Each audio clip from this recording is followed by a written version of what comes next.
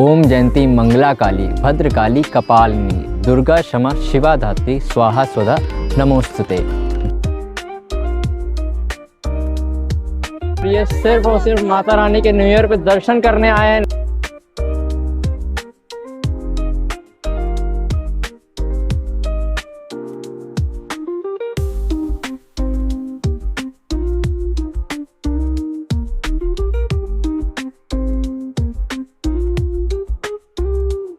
यहाँ पे हमने हलवा प्रसाद लिया है। हमारा जो मेन ट्रैक था वो ख़त्म होता है और सीढ़ियों का ट्रैक चालू होता है, लेकिन पहले आपको बाबा भैरवनाथ जी के दर्शन करने होंगे, क्योंकि पहले बाबा भैरवनाथ जी की आज्ञा लेनी होगी, फिर यहाँ से हम माता रानी के दर्शन करने जाएंगे।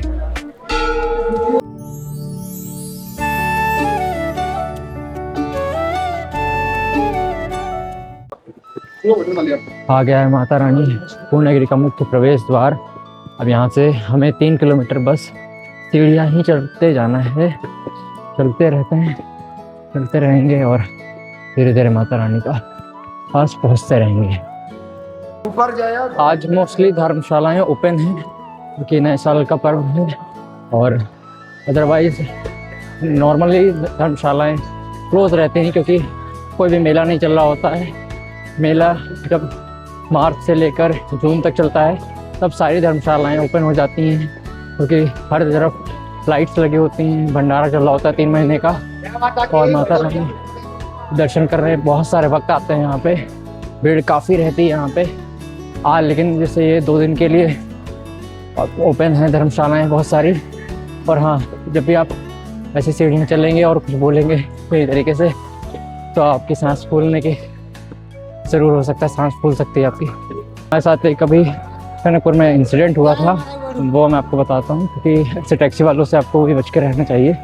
क्योंकि हमने अपने टैक्सी वाले से बोला था कि हमें धूलीघाट तक जाना है, और कुछ यात्री और भी आए थे, तो उन्होंने भी यही चीज़ कही थी, लेकिन वो यही कि पैसे के लालच में भैरव बाबा तक ले जाना चाह रहा था खाली। तो मतलब अब ऐसा क्यों उसने किया कि उसने सभी को उतार दिया और सिर्फ भैरव बाबा वाले यात्रियों को ले रहा था।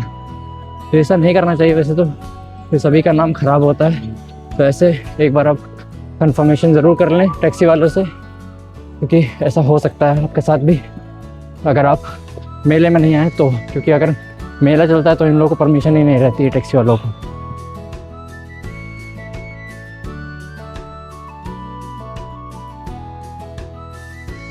नगरी में जो मुझे सबसे अच्छी बात जो लगती है वो ये लगती है कि यहाँ पे कम सुविधाएं हैं, लेकिन पर्याप्त हैं। आपको परेशानी बिल्कुल भी नहीं होगी, लेकिन अगर आप ये कुछ करा रहे हैं कि आपको बहुत सारी सुविधाएं मिलेंगी, तो आपको परेशानी ज़रूर होगी, क्योंकि पहाड़ पे आ रहे हैं आप और आप सुविधा ढूंढ रहे हैं। ऐसा नहीं हो सकता है।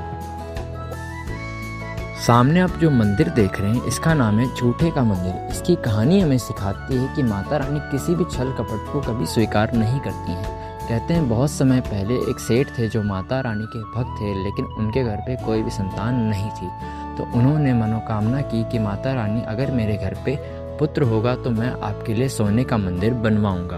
तो माता रानी ने उनकी यह मनोकामना पूरी की और उनके घर पे पुत्र हुआ। पुत्र होने के बाद सेठ के मन में लालच आ गया। उन्होंने सोने का मंदिर ना बनवाकर तांबे के मंदिर पे सोने का पानी चढ़वा के माता रानी को भेंट करने के लिए लाने लगे। जब वे रास्ते में इस मंदिर को लेकर आ रहे थे तो उन्होंने विश्राम करने के लिए इसको ज़मीन पे रखा। जब वे विश्राम करने के बाद इस मंदिर को उठाने लगे तो वह मंदिर अपनी जगह से भी ना हिला। तब उन्हें अपनी इस भूल का एहसास हुआ कि उन्होंने माता रानी से छल किया है और माता रानी ने उनके इस मंदिर को स्वीकार नहीं किया है।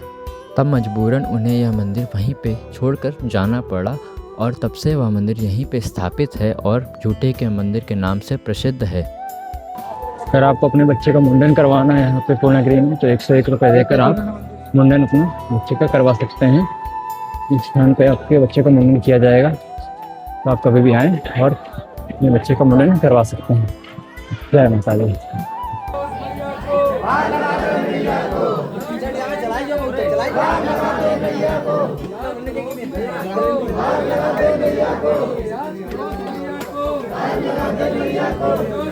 जय माता दी, जय माता दी, जय माता दी, जय माता दी। अभी भी करीब 450 सीढ़ियाँ हैं जो यहाँ से हम लोगों को चढ़ के जानी होंगी, क्योंकि अभी सिर्फ शुरुआत हुई है यात्रा की। यहाँ से शुरुआत होती है ये की। जय माता दी।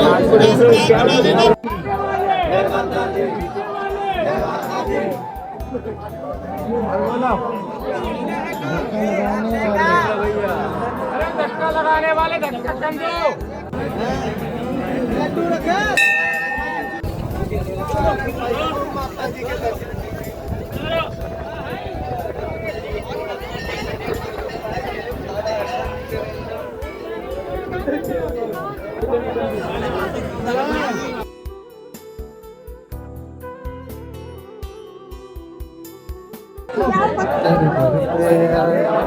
देख सकते हैं आप भीड़ कितनी है यहाँ पे। माता रानी के दर्शन कर लिए हैं और रात के 2 बजे लगे थे लाइन में, लेकिन अब सुबह का 8 बज गया है। समझ सकते हैं कि 6 घंटे हमें लगे दर्शन करने में माता रानी के। और भीड़ आप देख सकते हैं कितनी ज़्यादा भीड़ है यहाँ पे हर तरफ। आप जल्दी अगर नहीं जा रहे तो आपको धक्के तो खाने पड़ेंगे और इतना ज़्यादा आपको झेलना भी पड़ सकता है। लेकिन अगर आप फैमिली के साथ आ रहे हैं तो आप बिल्कुल भी देर ना करें, रात के 10 बजे ही लाइन में लग जाएं और दर्शन करने के लिए चले जाएं माता रानी के। अगर आप देर कर रहे हैं, हम तो 2 बजे दर्शन करने गए, अब ये देखिए इतनी भीड़ है। अब पता नहीं इनको कब दर्शन होंगे। जो लोग और आगे आ रहे हैं उनको कम से कम 6 घंटे तो सभी को 6 घंटे लग ही रहे हैं। तो चलिए मिलते हैं आपसे नीचे काली माता मंदिर पे। जय माता दी। ऐसी भीड़ आपको फिर अब दोबारा चैत्र नवरात्रि में मिलेगी। वैसे नॉर्मली भीड़ इतनी नहीं होती, लेकिन आज नए साल का पर्व है तो माता रानी के सारे लोग दर्शन करने आए हैं। लेकिन देख सकते हैं कितनी ज़्यादा भीड़ हो रही है यहाँ पे।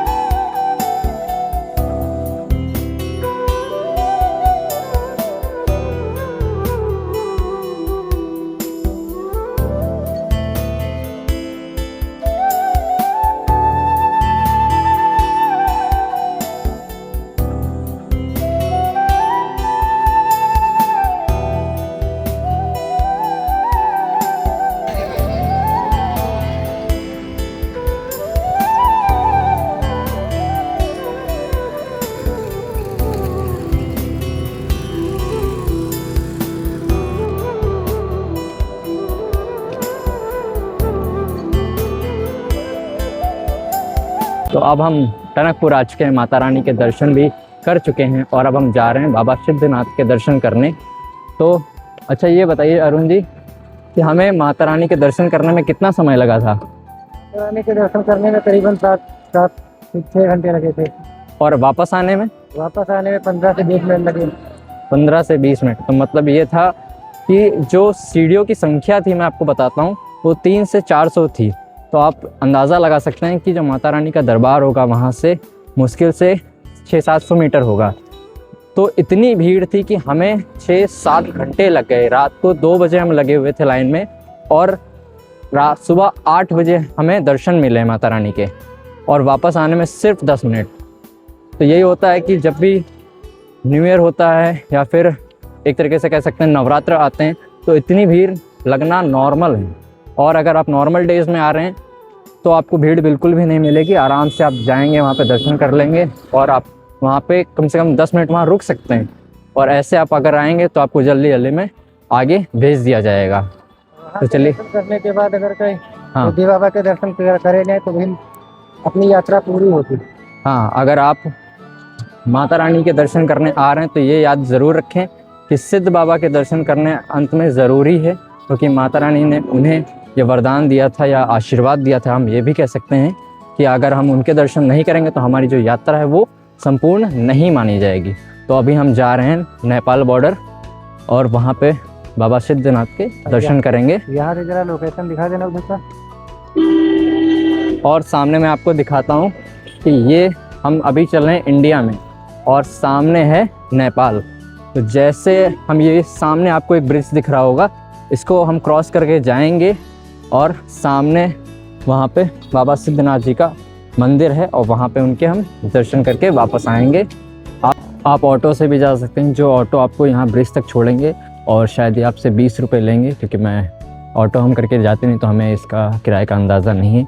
लेकिन और वहाँ अगर जब हम ब्रिज क्रॉस करके वहाँ पे जाते हैं तो वहाँ पे जो वहाँ के लोकल्स हैं, या फिर हम कह सकते हैं यहाँ के इंडिया के भी जो लोकल्स हैं, उन्हें अलाउ है वहाँ पे बाइक ले जाकर वो बाबा के मंदिर तक हमें छोड़ते हैं।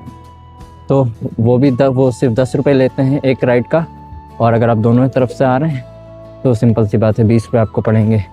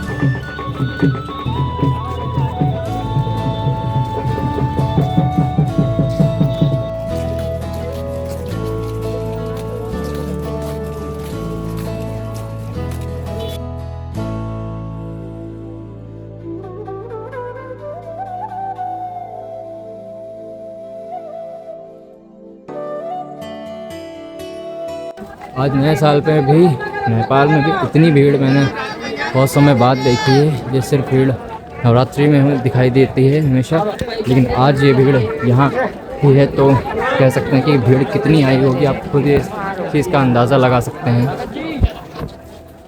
मुझे नेपाल की एक बहुत ख़राब बात यहाँ पे लगी है कि हम बाबा के दर्शन करने आए हैं, माता रानी के दर्शन करके आ रहे हैं, तो मतलब ये है कि बहुत लोगों का व्रत होता है यहाँ पे, और एक तरीके से कह सकते हैं प्याज लहसुन नहीं खाते हैं। और यहाँ पे माता रानी के दर्शनों के बाद जो हम यहाँ आए हैं, और बाबा के जो मंदिर है उसका जो एक शायद दूसरा गेट है, वहाँ पे ये बियर की जो बोतलें हैं, मतलब बियर बेच रहे हैं, और कह रहे हैं भक्तों को कह रहे हैं कि आप आइए पौवा पी लीजिए। What is this? मतलब मुझे ये चीज़ बहुत ख़राब लगी कि ये चीज़ तो बंद करवानी चाहिए यहाँ की सरकार को, लेकिन ये खुलेआम यहाँ पे बेच रहे हैं, तो ये चीज़ बहुत गलत है। क्योंकि ये नहीं जानते कि हम किन के दर्शन करके आए, माता रानी के दर्शन करके आए, कि ये कोई खिलवाड़ थोड़ी है कि आप इस तरीके से यहाँ पे भक्तों को इस चीज़ के लिए अप्रोच कर रहे हैं कि आप आइए और दारू पीजिए यहाँ पर। वैसा तो बंद होना चाहिए।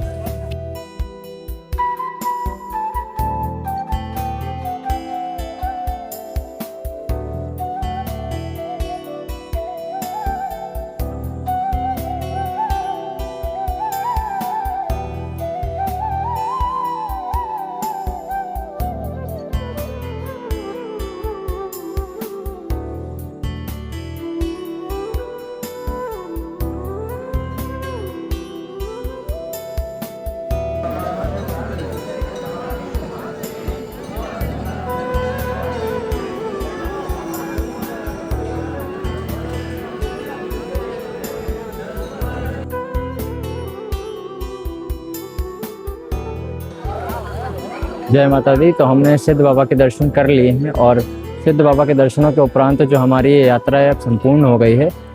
तो कहते हैं कि सिद्ध बाबा माता रानी के बहुत बड़े भक्त थे और वे प्रतिदिन माता रानी के दर्शन के लिए पूर्णागिरि जाते थे। तो ऐसे ही एक दिन जब वे माता रानी के दर्शन करने जा रहे थे तो उन्होंने देखा कि माता रानी के दरबार से कोई रोशनी आ रही। तो वे जैसे भी इस रोशनी को देखने वहाँ पहुँचे तो माता रानी उस समय वहाँ पे अपना श्रृंगार कर रही थी और वे सिद्ध बाबा को देखकर क्रोधित हो उठी और उन्होंने सिद्ध बाबा के शरीर के टुकड़े कर दिए और उन्हीं में से एक टुकड़ा नेपाल में गिरा आके। और माता रानी को तब एहसास हुआ कि जिन्होंने उन्होंने टुकड़े किए हैं वे उनके सबसे बड़े भक्त थे। तो माता रानी ने सिद्ध बाबा को ये वरदान दिया कि उनके दर्शन के बाद लोग सिद्ध बाबा के दर्शन करने आएंगे, तभी उनकी जो ये यात्रा है संपूर्ण मानी जाएगी। चलिए अब अपनी इस वीडियो को यहीं तक रखते हैं और आपको मैं नए साल के पर्व पे हार्दिक शुभकामनाएं देता हूं और आशा करता हूं माता रानी अपना आशीर्वाद आप सब पे ऐसे ही बनाए रखे और अपने दरबार हमेशा बुलाती रहे। तो चलिए मिलते हैं आपसे एक नई वीडियो में। जय माता दी।